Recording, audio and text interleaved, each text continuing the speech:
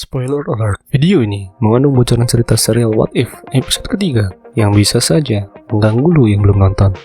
Serial animasi What If memiliki format antologi di mana setiap episodenya tidak memiliki keterkaitan secara langsung antara satu sama lain. Hal ini pun bisa dilihat dari episode pertamanya yang mengisahkan semesta alternatif tatkala Peggy Carter menjadi Kapten Amerika, dan episode keduanya yang menampilkan Star-Lord versi T'Challa. Nah, pada episode ketiganya ini, kita pun akan disajikan dengan kisah semesta alternatif yang baru lagi.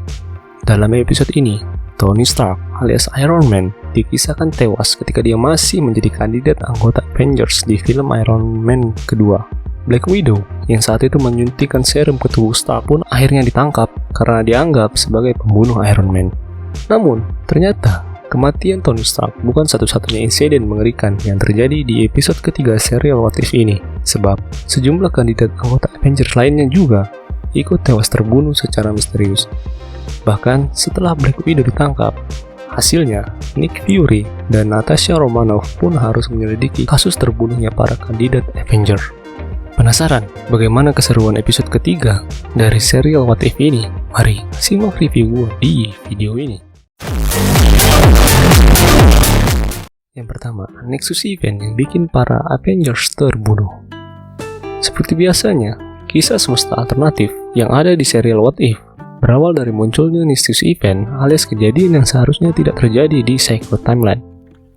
Lo pun mungkin berpikir bahwa Nexus Event dari episode ketiga serial What If ini adalah ketika Black Widow membunuh Iron Man. Namun, kenyataannya Nexus Event di episode ini agak berhubungan dengan film Ant-Man tahun 2015. Di film itu, Hank Pym selaku anggota S.H.I.E.L.D. sekaligus Ant-Man pertama terbilang sangat protektif terhadap anaknya, yaitu Hope Van Dyne. Hal ini karena Hank tidak ingin Hope menjalani kehidupan berbahayanya, hingga membuat dia bernasib sama seperti istrinya yang saat itu ia duga telah tewas.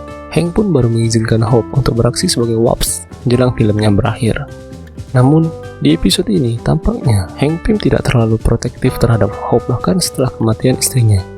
Sebab terungkap bahwa Hope ternyata sempat menjadi salah satu agen yang bekerja di bawah naungan S.H.I.E.L.D. Sayangnya, Hope tewas ketika sedang menjalani misi sehingga membuat Hank kehilangan dua orang yang dicintainya. Hasilnya, Hank pun menjadi jahat dan berniat balas dendam terhadap S.H.I.E.L.D. karena dianggap telah menewaskan anaknya. Hal ini pun dilakukannya dengan membunuh para kandidat Avengers yang merupakan sebuah program penting di S.H.I.E.L.D. Jadi, kalau bisa dibilang, Nexus Event di episode ini adalah Hank Pym yang kurang protektif sehingga membiarkan Hope bergabung dengan S.H.I.E.L.D. Yang kedua, Mark Ruffalo yang mereka ulang adegan di Incredible Hulk. Film The Incredible Hulk yang rilis pada tahun 2008 merupakan bagian dari Marvel Cinematic Universe. Namun, seperti yang kita tahu, sosok Bruce Banner alias Hulk di film tersebut diperankan oleh Edward Norton, bukan Mark Ruffalo seperti di film MCU pada umumnya. Meski begitu, lewat episode ketiga serial What If, kita akhirnya diperlihatkan dengan bagaimana jadinya jika Mark Ruffalo menjadi sosok pemeran Bruce Banner di film The Incredible Hulk.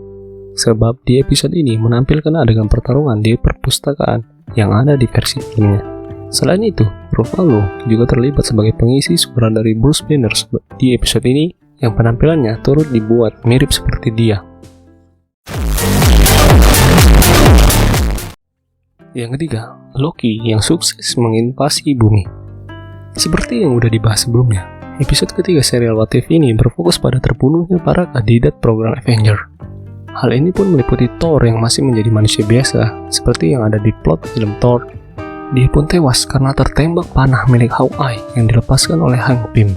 Meski Thor saat itu berstatus sebagai dewa yang terbuang, warga Asgard tetap marah atas insiden kematian yang tersebut, tak terkecuali Loki. Hasilnya, Loki dan ratusan tentara Asgard pun sempat datang ke bumi dan berniat untuk melangsungkan perang. Beruntungnya, Nick Fury berhasil meyakinkan Loki bahwa pembunuh Thor masih berkeliaran dan mengajaknya bekerja sama untuk menangkapnya. Namun, setelah berhasil menangkap Hank Pym, Loki justru mengkhianati Nick Fury dan tetap melangsungkan rencananya untuk menguasai bumi.